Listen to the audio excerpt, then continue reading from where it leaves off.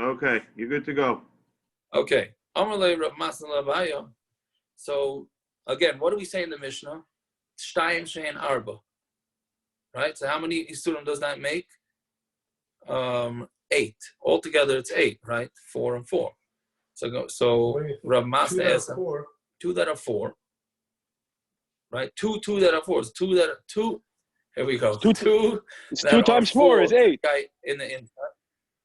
Correct. There's 2 isurim, which really are 4 isurim for the oni on the outside, and there's 2 that's really 4 to the balabais. So Rav Masna is going to ask Abaya, "Hatimne havin tarti sri havin." There's really 12, right? Because the Gemara is not counting the case where the balabais is doing everything, right? And he just hands it to the oni, which all the oni did was stick out his hand. That part the Mishnah didn't count, but Ramas is asking, why did you count that too? And then really you have 12 different situations here. The Tamei, suddenly when it says it should be really 16, right? Amalei, Hole Kasha, that's not a Kasha. Vishlama, Baba the Reisha, patur and mutter, like a ton, like in the Reisha, the cases of patur and mutter we're not teaching, right? Okay, Ela Baba the Sefer, the patur aval aser kasha, Miyika Bekula Shabbos patur. I'm sorry, Ela aval aser. I'm sorry, I read that wrong. Ela Baba the Sefer, the patur aval aser kasha. The case of the Sefer, which is patur aval aser, it's kasha. Meaning, when in the Reisha, when the guy did nothing, that's patur and mutter. Meaning, if I let her hold my hand on Rosh Hashanah and I do absolutely nothing, and the ani just takes the basket, picks it up and puts it into my hand. Did I do anything there? And did I do anything wrong? So the Mishnah is saying, no, you did nothing wrong there. Right? This is a case. Remember, we discussed a few minutes ago that what do you mean? Well, here you made it be nixel, no? Yeah, go ahead. You made it be nixel, no? Oh, you're saying it's lifnei iver. You're saying it's lifnei iver. Yeah. You put it in. Okay, good, but that's if you wouldn't have put your hand there, he wouldn't have handed it to you. Correct. So, but that's lifnei iver. That's not an isser of Shabbos. That's an isser of placing a stumbling block in front of a blind person. That's very good. The Mefarshim asked that kasha, right? But we're talking about strictly in Hilchos Shabbos. Did I do anything wrong in Hilchos Shabbos if I'm holding out my hand and I did absolutely nothing? And the ani comes and takes the basket, puts it in my hand. The ani did the akira and the ani did the hanacha. It just happens to be it went into my hand. Did I do anything wrong there? And your hands are in Hilchos Shabbos. Oh, that's going to be Gemara soon. Let's assume that the hand is Rosh Hashanah, because it's standing in Rosh Hashanah, even though the Gemara is going to discuss that. Right? Good, but so the Mishnah is saying that part we're not counting as part of the counting, because there you did absolutely nothing wrong. That's patur avram mutter, which the Gemara is going to discuss right now, if there's such a thing. Right? So meaning, so the Gemara right now is saying that we're only discussing parts that you're not allowed to do. So that means you handing it to the other guy, or you receiving it from him, or you handing it and handing it to him, meaning anytime where there's actually action being done on your part, those are the parts. But either way, that's why it's not 16, but still it should be at least 12. Okay. Why is it specific about ani? Tiago, why is it specific about ani? It could be anybody handing something. It could be anybody, yeah. Just the classic examples, an ani looking for a handout for his Shabbos meal. Why is it different than someone handing you a shiloh to look at? And a chanami, same thing. I'm just using that as an example, like you don't hold of an Arab or something. No, and a chanami, you're right. It's just a matter of somebody handing things back and forth. That's all. Yeah. Okay. Anyways, so el above the sefer, the patur aval aser kasha, but the case of the sefer where it's patur aval aser is a kasha because it should be mentioned as one of the counting, which means it should go up to 12. Now the Gemara Stam goes off a little bit here and just asks, Mi ika b'kulei Shabbos patur or mutter? Is there something in Shabbos, in Hilchos Shabbos, that's patur and mutter? Right? Hilchos Shabbos is always, if it's patur, it's aser. So how are you saying here patur mutter? V'amar Shmuel kol paturi the Shabbos patur aser aser. Shmuel says every time it says patur in the Gemara Shabbos, that means you're patur, but it's aser to do. Barmei hani tlaz, except for these 3 cases, the patur and mutter, which are patur and mutter. Tzeidas tzvi, catching a deer. But tzeidas nachash, and catching a snake.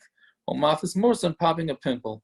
Now all these cases are patur and mutter. The case of the tzvi, we'll just go with that case, because let's say a guy blocks the deer from leaving the corral. Let's say you have a deer in the corral. So somebody sits down and blocks it, right? So he's the one that's chayiv. Then somebody else comes along, and okay, that would be, of course, he's chayiv for capturing, for trapping, right? Let's say he comes along and he blocks half, right? And then somebody comes and blocks him, right? Is that the case? I think that's the case, right? No, I'm sorry. The first guy blocks it. The second guy comes along and sits behind the first guy, right? And then the first guy leaves. What's the story with the second? Is the second guy now trapping? You got the case? Again, the first guy comes and traps it. Second guy comes and sits behind him, and then the first guy gets up. Right? So what's the story there? Right? So here we say in that case, it would be you're allowed to do that. You don't have to worry about it. And nachash, right? That's a case that a nachash and mabas mos is just popping a pimple, and these are all cases where you're not really doing anything. You're not doing any big isser, because you're not doing the isser for the reason that the isser is supposed to be done. Okay, whatever it is, but those are the three cases, right? But it doesn't mention our Mishnah that you're allowed to hold something up. And popping a pimple, if it bleeds, is that an issue? Yes, but you don't want it to bleed. So if it does bleed, it's melacha shein tzricha. First, it's melacha shein tzricha legufa, and also you don't want it to. But we're going to get into that. These are all cases later on in Shabbos. Whatever it is. Is the nachash because of sakana? What? Why would you be catching a nachash? No, because you're not catching it because you want to catch a snake. You're right. catching it because you don't want it to hurt. So that is only osam d'Rabbanan. But it's pekuach nefesh, no? Well, it doesn't have to be pekuach nefesh. You just don't want it to bite, right? Pekuach nefesh, I guess. Meaning that's a pshat. That's a pshat. Really, it should be osir, right? Because it's a d'Rabbanan. It's not a d'oraisa to trap. It's only a d'oraisa to trap if you want to trap the animal. So it's only d'Rabbanan. And in this situation, according to Shmuel, again, don't take any psak from this, because we have to learn this Gemara later on. But way later on, halavai, we should all remember this, right? But what we're saying is that because you don't want to get bit. So saying even though it's asur d'Rabbanan, so we still allow it. Yeah. Anyways, what the Gemara is saying is that it's these three cases that are asur, and it doesn't mention our Mishnah, patur, which is I'm sorry. These three cases that says patur and mutter doesn't mention our Mishnah. Yeah. So when I answer ki itzrich leila Shmuel paturi de ka'avid ma'isa, paturi de loy ka'avid ma'isa ikatuva. So Shmuel, when he says that there's only three cases of patur that are mutter, that's talking about where you're actually doing something, like catching a snake, catching a deer, or popping a pimple. But where you're doing no action whatsoever, and there's many cases of patur that are mutter. Ours case being one, meaning that you just stick out your hand and he puts it into your hand. We call Makam, so now I'm going to go back to the original kasha. We call Makam Tarti Sri Havyan. It's really a case, 12 cases, not 8. Right?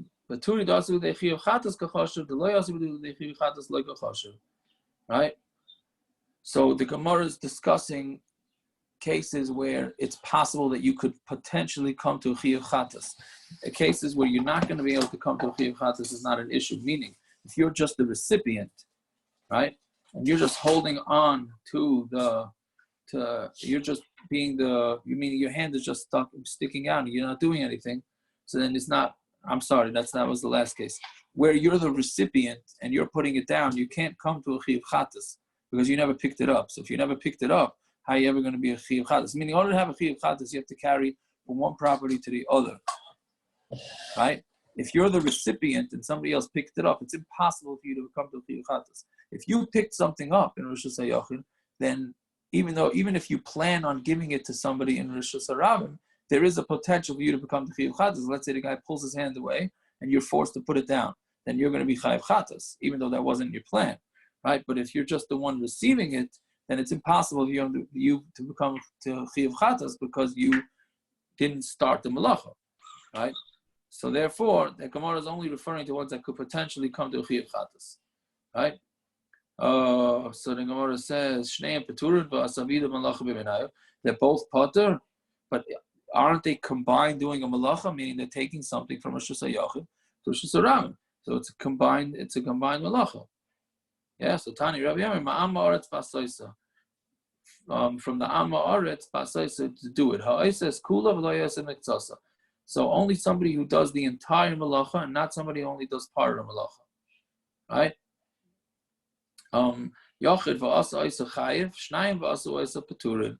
If one does the melacha, he has to do the entire melacha. So then he is chayiv. If two do the melacha, then you're patur. It was thrown out from the mouths of the chabura, meaning this is what they passed in. V'amru ba'asaisa from the word ba'asaisa from ba'amaris ba'asaisa. Yachid shasa chayiv, shnayim shasu paturin. One does it is chayiv, two that do it are patur, which, by the way, is the way we paskin, and that's what you're supposed to do. If for whatever reason, chas v'shalom, you have to come to do a melacha. Let's say some common examples. I'm not going to get involved with Hatzalah because that's just too controversial. But let's say somebody has to put a nebulizer on. What do you mean? What do you mean? We use this all the time for Hatzalah. Do you really? When?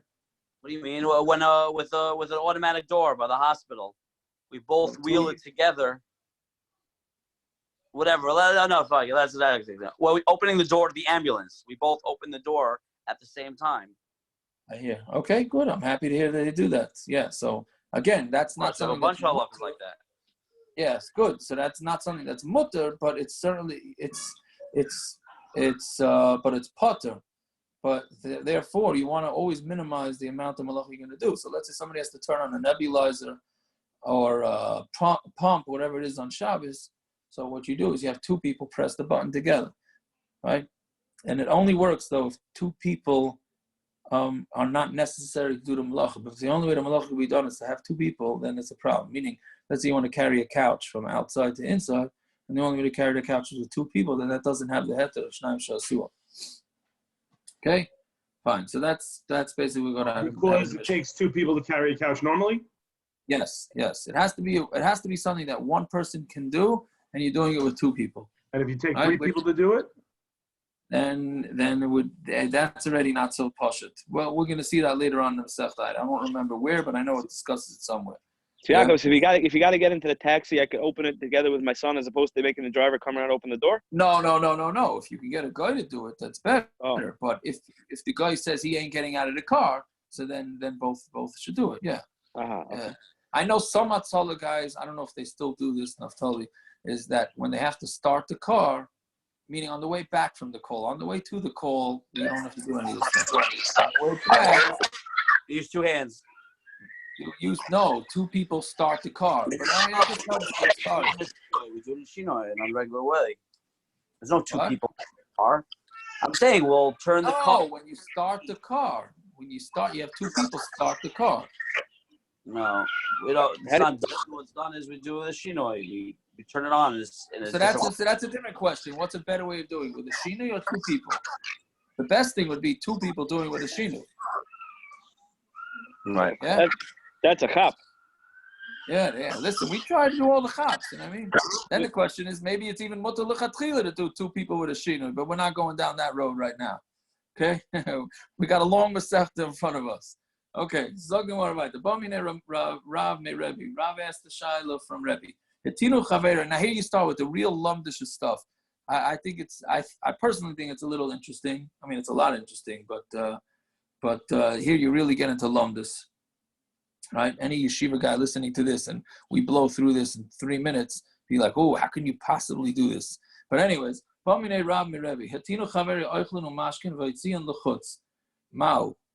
let's say somebody puts the load onto your back, right? I'm just saying on your back, but let's say somebody loads you up and then you just start walking, right? Is that considered like you picked it up or not? Meaning you had no part of the action of picking this thing up. You started walking, you picked it up. Well, that's the question, right? Akira's gufay, akira's chayvetz, mekamedami, umechayev, idil maloi. When you move your body, is that considered like you picked this thing up off the floor and then you'd be chayiv, or maybe not, right? Meaning you did no action of akira. You did no action of picking up. All you did was stand there, and somebody loaded you up with a load, and then you started moving. So how did they load you up on the back? Were you wearing something, wearing a knapsack? They put the knapsack, they slid the knapsack onto your shoulders. I'm not saying you're getting the Tzaddik of the Year award for doing this, but the question is, But you theoretically could drop everything if you wanted to. No, I don't know. I don't think. Still that's fine. But the one thing is there's another thing we're going to see in the Shabbos. Everything is hanging on a thread, based on if your actions have to fit the way it was done in the Mishkan. So theoretically, yes, you could have the guy could have potentially dropped it. So we say, you could have dropped it. But that if it doesn't fit into the parameters of the way it was in the Mishkan, then you're not going to be chayiv, and it may not even be osar. So in the Mishkan, you had to pick something up, right? They carried the Mishkan. You had to pick up the pieces of the Mishkan and carry it out. If you didn't do the picking up, then you may not be chayiv. Or do we say that no, the action of moving your body is considered picking up? Yeah, but that's the shaila again.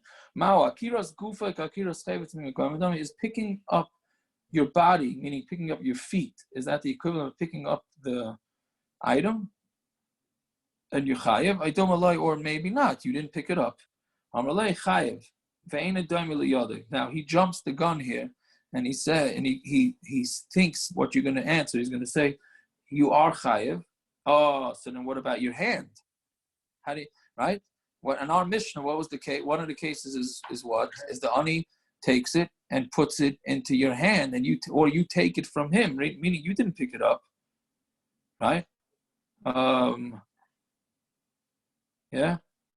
So I'm sorry, right? He's saying chayiv, right? So we say you're chayiv. So, but all you did was your hand was loaded up, you're chayiv. But the Mishnah clearly saying that you're patur, right? I'm sorry, I didn't say that properly.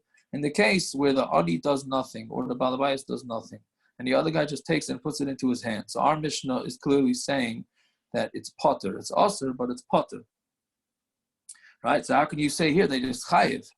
Right? It's the same thing. I stuck my hand on, somebody loaded stuff onto my hand. Right? It says, so you're chayiv, but it's not similar to hand, which is patur. My timer. So here you get into more of a lumdus. Your body moves, and when you pick up your feet, your actual body moves. But your hand didn't move nothing. Your hand is attached to your body, right? All your hand did was take it and put it down, or it was put into your hand. So again, your body moves. Your hand does not move. Yeah. So they told him back, Rav, Bar Pachsi, son of, we had this in Brachas, right? Small one. Right? Yeah. Loi aminaloch ki koi Rebbe behind Masechta, loi teshayla Masechta achridi. Didn't I tell you that when Rebbe is holding in one Masechta, don't ask him in another Masechta? Because perhaps it's not in his mind. Then the love the Rebbe Gavra Rabbahu Kasafte. Because if it wouldn't be the Rebbe was such a big man, he knows everything, you might have embarrassed him by asking him a question on something that he's not holding. So Mashani Loch Shnuyu, the Lav Shnuyu, because perhaps he will answer you an answer that's not the proper answer. But Hashdamiyas Chapra Mashani Loch. However, even though you did something wrong by asking him in himself that he wasn't learning, but the bottom line is he still gave you a good answer. To Tanya, because we learned at the Brayso, let's say a guy is carrying a load, and he picked it up from before Shabbos, and he continues walking on Shabbos. And then he carries it out of his property from when it gets dark. Yeah, you see the situation? The akira from the floor was done before Shabbos started. So you have no akira. Right? Again, what do we say? In order to be chayiv, you have to pick it up and put it down. So here the akira was done on Friday. Right? And all he was doing was walking, and then he walks out of his property once it becomes Friday night. So, and we say that you're chayiv, right? So you're tired. If you were carrying food and drink when it was still day, and you carried it outside from when it got dark, he's chayiv because it's not similar to his hand, right? So you see clearly that the Brayso holds that moving your feet is considered like you picked it up from the ground. Yeah. Is this Okay, why? Amr. Is this why when you're walking and you're not in an area and all of a sudden you realize you're carrying something, they say don't stop walking? Correct. That's one of the things. Yes, very good. That's what I was saying. When this having an Eruv makes all these things into a lost art. So that's one of the things, right? The reason that you don't want to stop walking is because once you stop, then that's considered a hanacha, according to some. Not everybody agrees to that, but you want to try and get in all the opinions. So there are opinions that say until you actually put the thing down, you're not chayav. But yes, this is the same machlokes. Yeah, So very is good. it actually stopping or stop moving? Like I remember That's I had a friend that lived outside the Erev.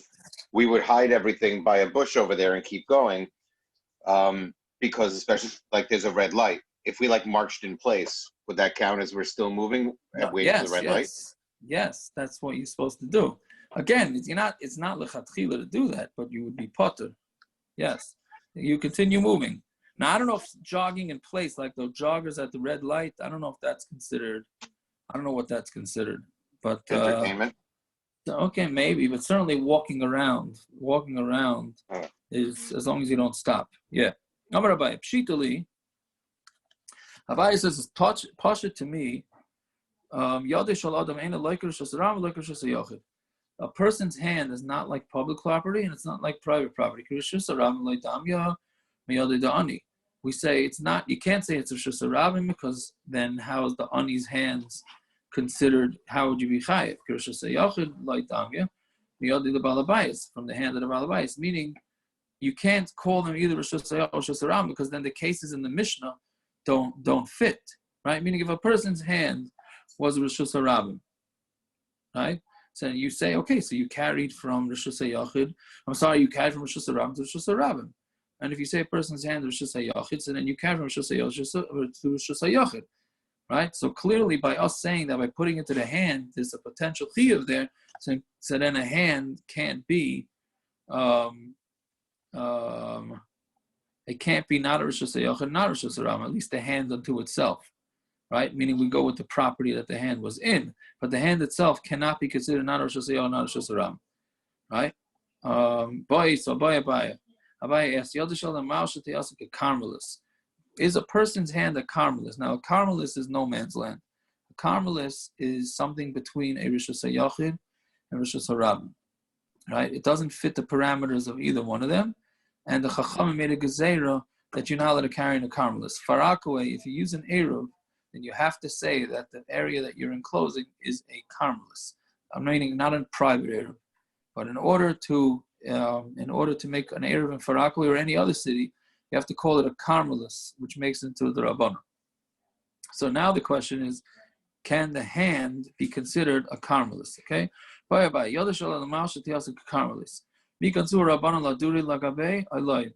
And what would be the practical application of this? Is let's say his hand he takes his hand and he has stuff in his hand and he sticks it out over the property line, but he doesn't drop it. Now, do the Chacham make a knas and say, don't just leave your hand dangling there, right? Don't bring it back in because maybe you're playing around with going for Shasayot or Sarava, right? Or maybe they didn't make the knas, right? They didn't find it, yeah. So Tashima, he said, Yodim Alei Paris. If somebody's hand was full of fruit, and he carried the fruit outside. So we have one brisa that says that it's also to put your hand back in, and we have another one that says it's mutter. So we have a stira. So it must be this is what they're disagreeing about. The Marsav a carmelis dummy. One holds it's like a carmelis, so therefore it's a derabanan, and therefore you should have to keep your hand there. And the other one says no, it's not a carmelis. So Gemara says, "Like the kuli amak a carmelis dummy." Really, it's like a carmelis. So like kasha, so then you have a stira, meaning why does one say that you can move your hand back in and one says not? One is talking about when your hand is below 10, and one is talking about when it's above 10. This is another rule of Shabbos. Rishus Harabim only goes till 10 tefachim high, and that's it, right? So if your hand was below 10, so you have to keep your hand out there because it was in Rishus Harabim. But if your hand was above 10, so then it's a patur. What? Very low. It's relatively low, yes. So If it's above 10, then we're not going to be so concerned. Then you can move your hand back in. You could say they're both below 10. But it's not a carmelist. They're like kasha. So now, why is it not a stira? Right? When you stuck your hand out before Shabbos, then there was no knas, and then you could bring your hand back in full of fruit on Shabbos. When you stuck your hand out once the Shabbos started, then there's a knas on the Rabban, and then you can't move it in. So then the Gemara says, it should be the opposite. From during the day, that when you stuck it out during the day, meaning Friday afternoon, it's not possible to come to Chiyuv Chatas, Liknus Rabban, and let the Rabban give a knas. But if he stuck his hand out when it's dark, then if you put it down, then you're going to have a Chiyuv Chatas, like it's a Rabban, and the Rabban should not make a knas. Now, let's just stop here and just get this straight, what the Gemara is saying. Basically, we're trying to figure out why one brisa says that if somebody stuck his hand out full of fruit, and whether he's allowed to bring it back in or not. Right? So the Gemara is going through various different answers. Now here, the Gemara is saying that if you stuck your hand out on Friday afternoon, and then it became Shkia, so now it's Shabbos, so then they didn't give a knas, because when you stuck your hand out full of fruit, then you did it beheter. But had you stuck your hand out at night, once Shabbos started, then since you did it be'isr, so we're going to put a knas on you, right? Jacob, how does this apply with early Shabbos? It would be the same thing for early Shabbos. Whenever you makabel Shabbos on yourself, you're going to have the issue. But the other guy wasn't makabel Shabbos yet. Oh, so that's a different story. That's a different story. But here we're talking about one guy. One guy stuck the fruit out over the property line, and now the other guy ran away. So now his hand is stuck there. So can he move that hand back in? That's the whole issue the Gemara is bringing in right now. So the Gemara says that when he stuck it out on Friday, beheter, so he was allowed to do it. So then we're going to allow him to bring his hand back in. But if he stuck his hand out on once it was Shabbos, then we're going to say, no way, you're not allowed to bring your hand back in. So you did something wrong, right? So now the Gemara is saying, what do you mean? If the guy stuck his hand out on Friday afternoon, give him the knas that he can't bring it back in, because what's going to happen? Let's say he gets tired and he decides to drop it. Is he going to be chayav chatas? No, because when he picked it up, it was still Friday. But if the guy stuck his hand out on Friday night, right, and you're going to give him a knas, and he decides that his arm is tired, and he's going to put it down, then he's going to be chayav chatas. How can you give a guy a knas that potentially might lead him to do an isur daraisa? Right? That's basically what the Gemara is asking. Right? And then the Gemara is going to bring a case from this is a common case. It happens, unfortunately, in the world of kiruv. I mean, that's not unfortunate. It is fortunate. But can you do an isser to save somebody from doing a bigger isser? Right? It's a big area of controversy. Meaning, the biggest situation. What's an example? A classic example is inviting a guest Friday night meal, and then he's going to drive home. Idiot. Right? I mean, it's not exactly this case. I have one. Yeah. I had a guy come over to my house and he wanted to smoke. And he's going to go into the kitchen to get the matches. Was I allowed to take the matches and bring him into my bedroom where he wouldn't go into to stop him from smoking? Right. Exactly. Good. That's a good example. Reality, and I did wrong. What? That's what you did? Yeah. Oh, we'll see now from the Gemara. We'll see now. I asked afterwards. I was told I should not have. Yeah, well, that's mamish this Gemara. So let's see what the Gemara says. So now, again, the Gemara here is saying, give the guy a knas, right? If he did it on Friday night, then give him a knas, right? But he did it Friday day, don't. So the Gemara is saying, what do you mean? You're going to end up making the guy do a bigger isser if he decides to put it down. So again, just back up 2 lines.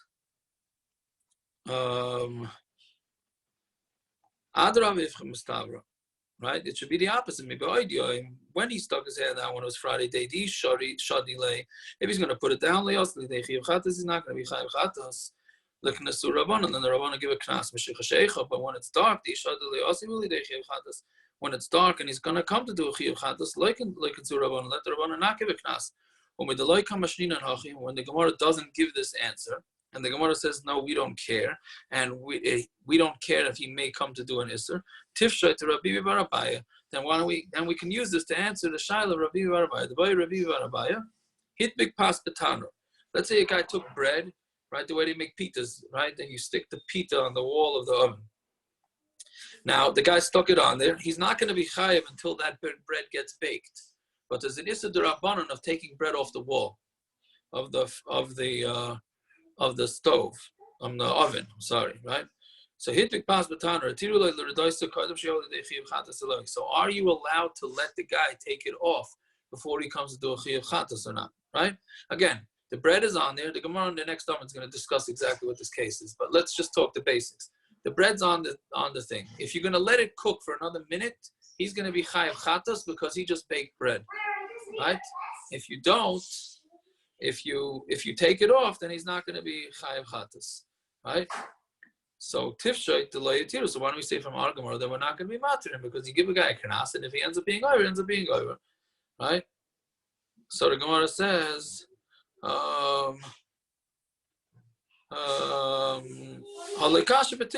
you're right. It's not a kasha, and yes, be pushed it that we don't care, and we make the guy be chayav chatas. You're not going to be over an isser in order to be mechayev a guy, in order to save a guy chatas.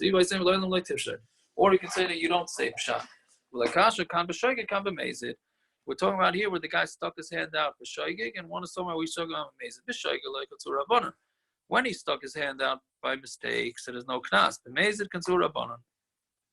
But he did it on purpose, and the Rabbanan make a knas. The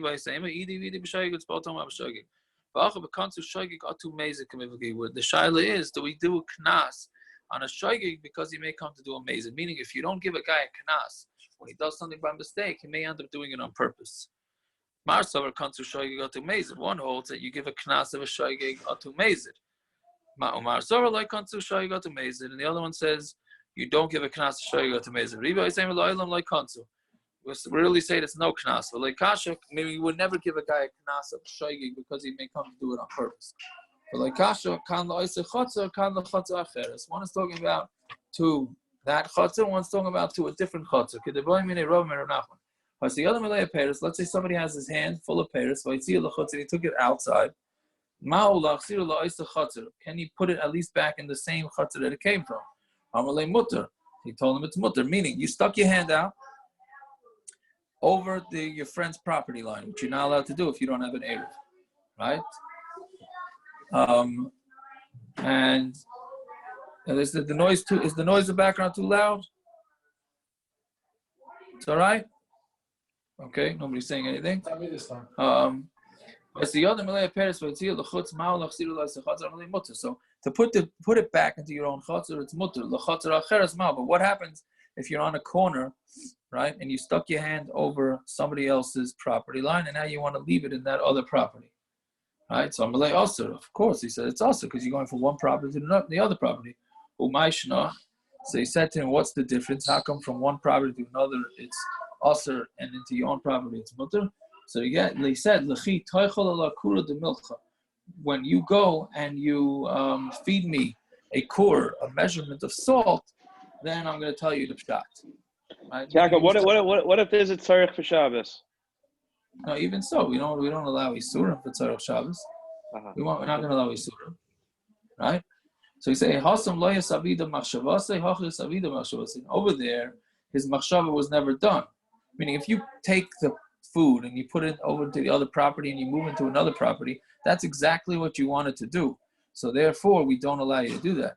But if you to bring it back into your own property and put it down, even though you stretched it out over into somebody else's property, that's your machshava was not to do exercise here, at least I don't think, and to take fruits and move it onto another property and then pull it back into yours, right? So since your machshava wasn't done, so therefore it's going to be more mutter. Okay, fine. Gufa.